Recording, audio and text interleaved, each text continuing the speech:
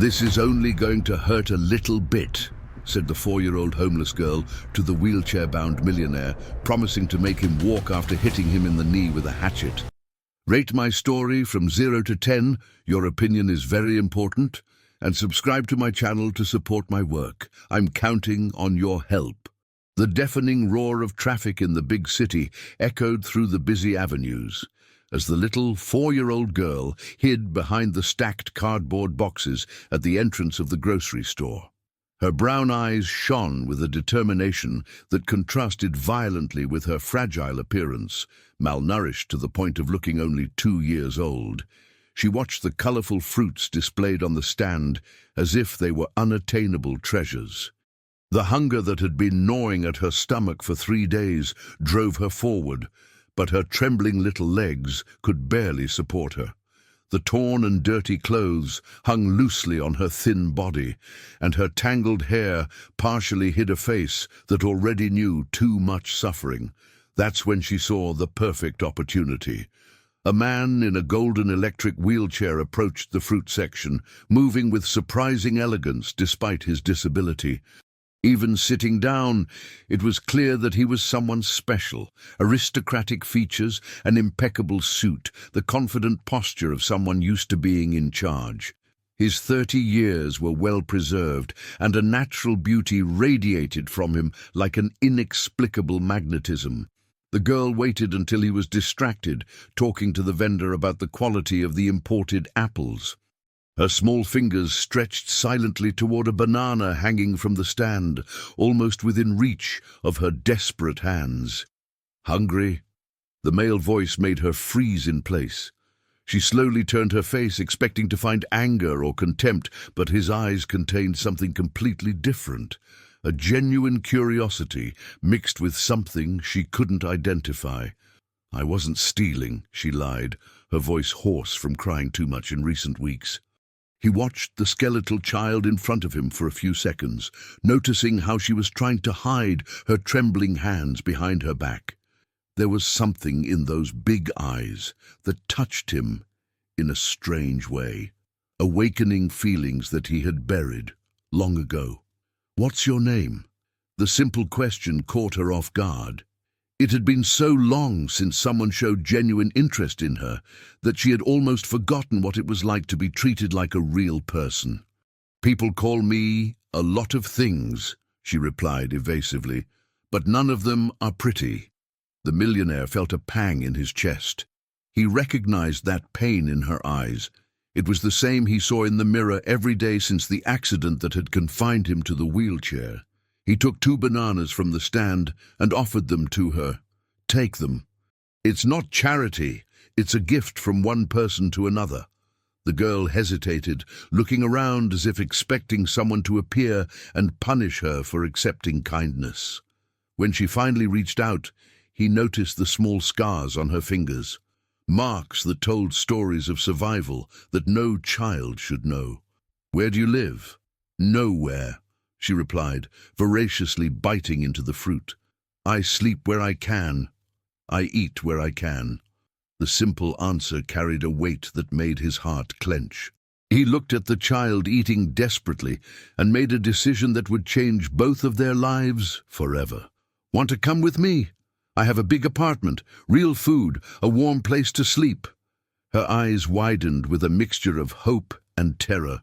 She had learned the hard way that adults weren't always safe, but something in his voice was different. There was no falseness, just a deep sadness that echoed her own. "Why would you help me? You don't even know me."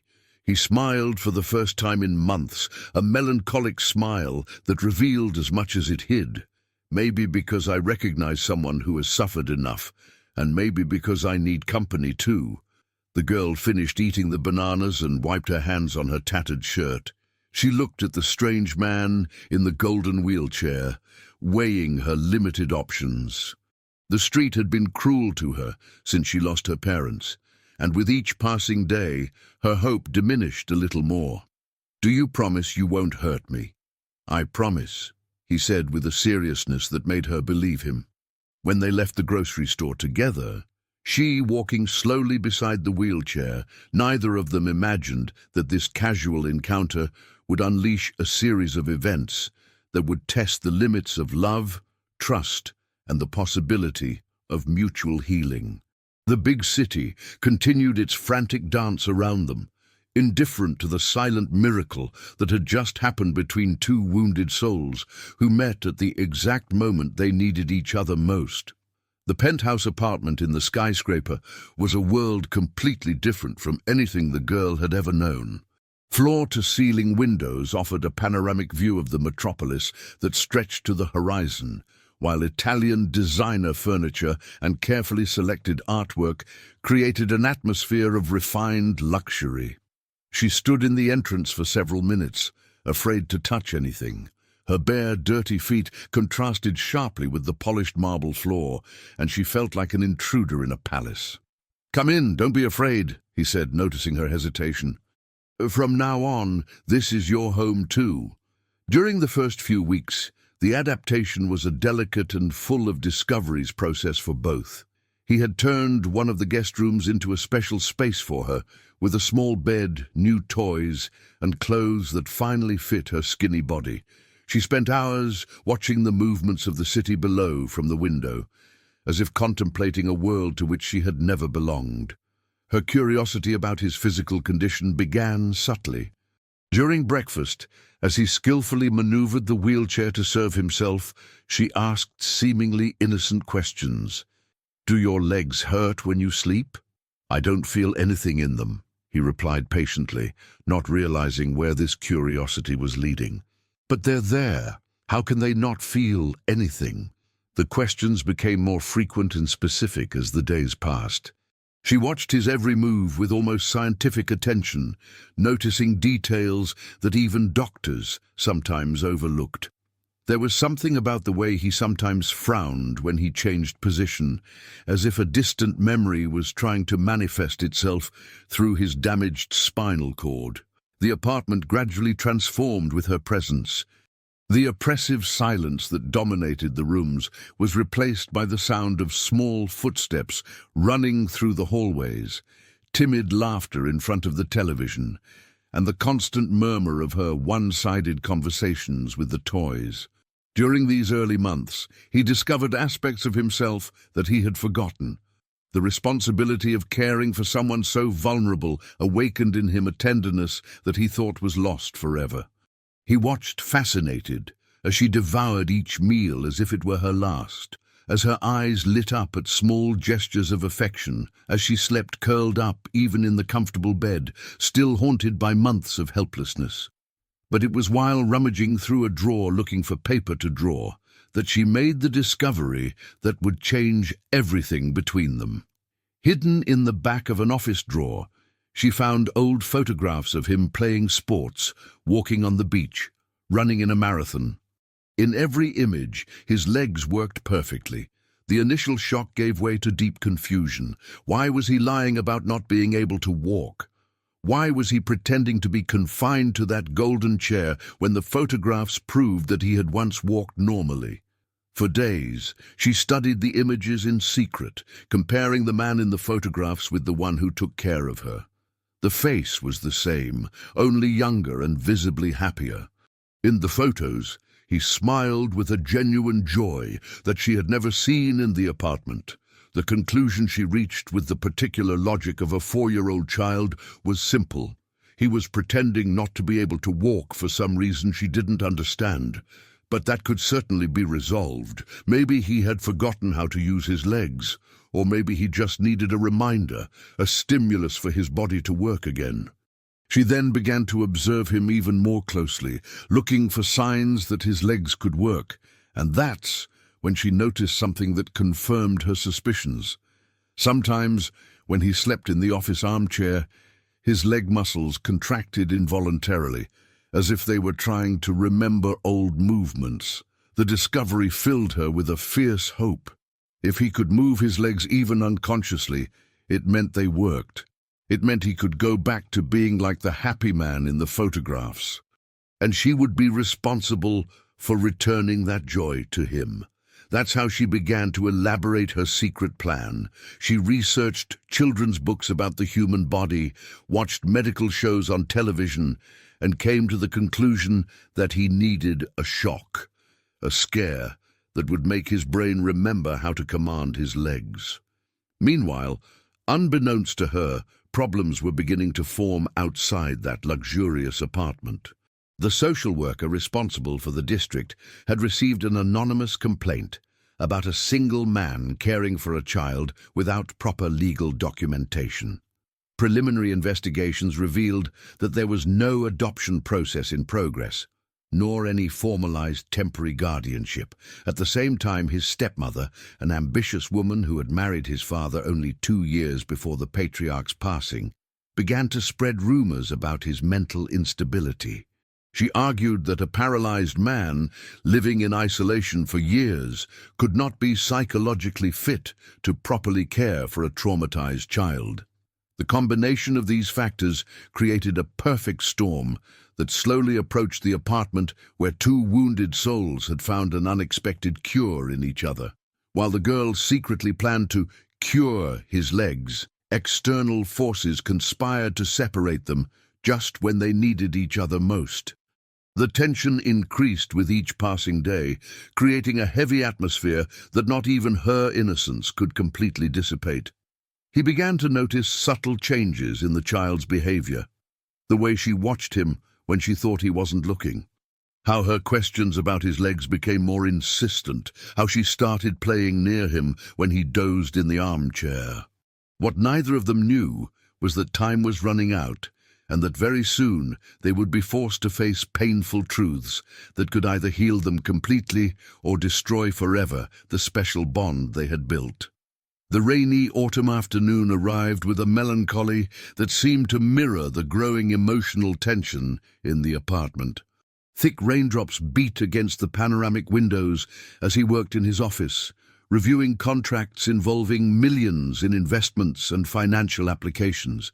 His fortune, built through stock market shares and diversified in bitcoins and other assets, allowed him this luxurious lifestyle, but at that moment all his wealth seemed insignificant in the face of the emotional complexity that his life had taken on. The girl played silently on the Persian rug next to his desk, but he noticed how she watched him with that peculiar intensity that had become her trademark. During the last few weeks, this constant surveillance had intensified in a way that was starting to make him uncomfortable. The accumulated fatigue from the last months of adaptation finally overcame him. He leaned back in the Italian leather armchair and closed his eyes, allowing the sound of the rain to lull him into an involuntary nap. His muscles relaxed completely, his hands falling loosely over the arms of the chair. It was in this moment of vulnerability that she decided to put her plan into action. She had found a small toy hammer in one of the drawers, part of a children's toolkit that he had bought to stimulate her motor coordination. To her 4-year-old mind, that object represented the key to freeing his legs from whatever blockage kept them immobile. She approached him with silent steps, her heart beating fast with nervousness and expectation. In her head, she imagined a magical moment when he would open his eyes and stand up, finally free to run and play with her like the man in the photographs. "It's going to be okay," she whispered affectionately, raising the small hammer. "I'm going to help you remember how to walk." The light impact on his knee was enough to wake him abruptly, but the effect was completely opposite to what she expected. The unexpected contact on his leg triggered a cascade of traumatic memories that he had struggled to suppress for years. Suddenly, he was back to that fateful night 5 years before, when his ex-fiancée had sabotaged his sports car in an act of irrational jealousy. The sensation of the impact, the sound of metal shattering, the excruciating pain that preceded the darkness, it all came back with an overwhelming intensity. "No!" he shouted, waking up in absolute panic, his eyes wide with terror as his body convulsed in the armchair. The violent and unexpected reaction terrified the girl, who dropped the toy hammer and recoiled quickly, her eyes filling with tears of confusion and fear. She had never seen him like this, out of control, haunted by ghosts she couldn't understand. "I just wanted to help you," she sobbed, trembling with fright. "I just wanted you to walk again, like in the pictures." Her confession hit him like a second impact. He realized then that she had discovered his old photographs, that she had formed childish theories about his condition, that all this time she had believed he was faking his paralysis. Guilt consumed him instantly. How had he allowed an innocent child to carry this impossible responsibility? "You don't understand," he said, his voice hoarse, still fighting against the traumatic memories. "I can't walk. It's not pretend. It's not laziness. My spine was damaged and—" But she had already retreated to the farthest corner of the office, curled up like a wounded animal. His reaction had awakened in her memories of other adults who had screamed, other moments when she had been violently rejected when she tried to help or get close. From that day on, silence took over the apartment like a toxic cloud. The girl stopped asking questions about his legs, stopped playing near him, and even stopped eating properly. She returned to behaviors he thought she had overcome, wetting the bed at night, having constant nightmares, and speaking only in whispers when absolutely necessary. He was consumed by guilt and self-recrimination. How could a man who had built a financial empire through calculated and strategic decisions fail so miserably in dealing with a child's feelings? His wealth, his stocks, his investments, none of it mattered if he couldn't protect the one person who truly needed him. The days dragged on in a heavy atmosphere of mutual hurt and misunderstanding. He tried to approach her with gentle gestures, preparing her favorite foods, buying new toys, trying to start conversations, but she remained distant, as if she had built an invisible wall around herself. It was during one of these painful weeks that the first official visit arrived at the apartment. The social worker, a strict middle-aged woman with piercing eyes, appeared unannounced to assess the child's living conditions. "I've received troubling reports of screaming coming from this apartment," she said, examining each room with clinical attention. "And also questions about the legality of this custody situation." He tried to explain that the screaming had been an isolated misunderstanding, but the evidence was right before the social worker's eyes. A visibly traumatized child who hid behind furniture and refused to make eye contact with adults. "The girl needs emotional stability and a structured environment," the social worker continued. "A single man, even with abundant financial resources, may not be the best option for a child with this history of trauma." The words were like daggers to his heart. He knew she was just doing her job, protecting a vulnerable child, but the possibility of losing the girl, especially now when she most needed healing and stability, was unbearable. At the same time, his stepmother intensified her quiet campaign to prove his incompetence. She spread rumors among their acquaintances about how a paralyzed man who had lived in isolation for years couldn't possibly have the proper psychological condition to raise a child. Her arguments found an echo among some distant family members who had always doubted his ability to emotionally recover after the accident. The storm gathering around them seemed to be converging toward an inevitable breaking point. Inside the apartment, two wounded souls struggled with misunderstandings that threatened to destroy the healing bond they had built. Outside, social and family forces conspired to separate them just when they needed each other most. The girl continued to isolate herself, whispering words of self-blame that he could only hear in fragments. "I hurt him. I'm bad. Everyone leaves."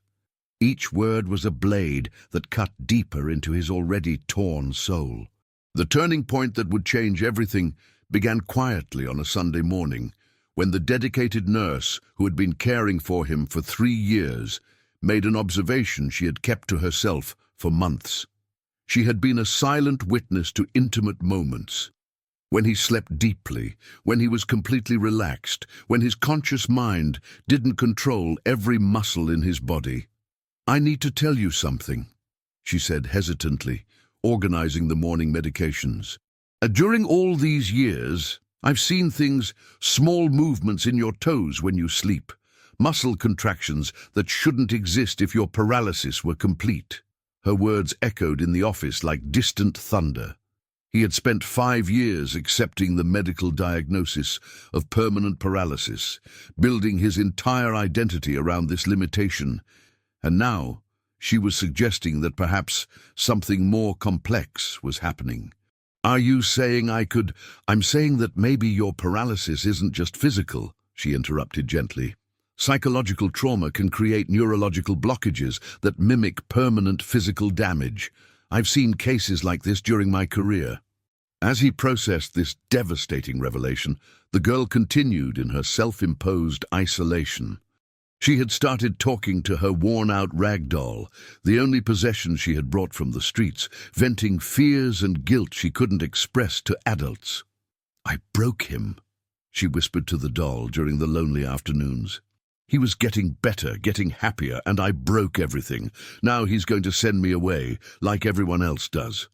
These desperate confessions were accidentally overheard by him as he passed through the hallway.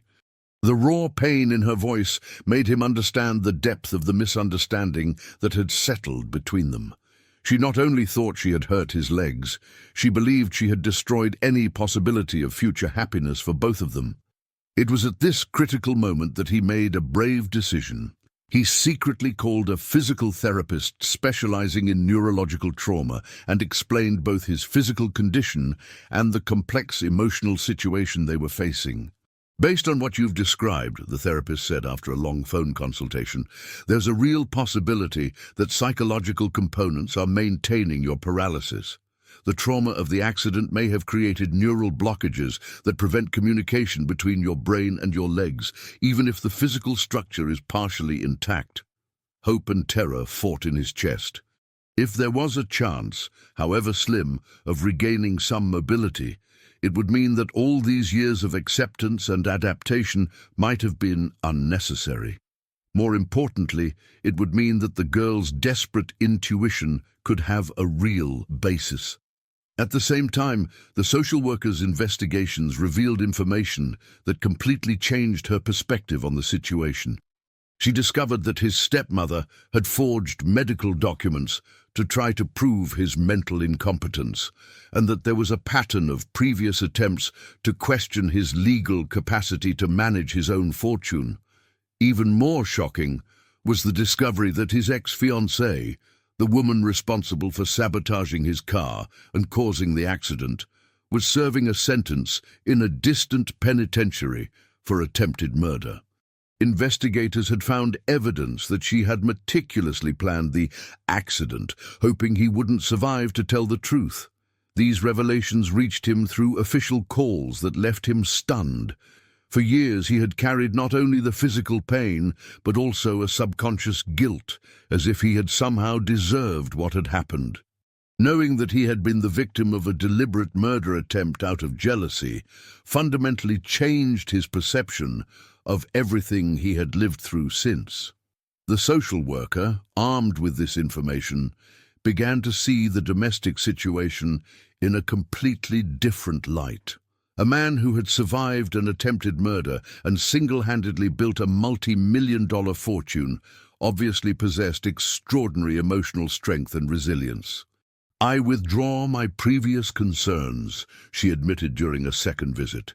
"It's clear that you are not only capable of caring for this child, but that you both benefit mutually from this arrangement."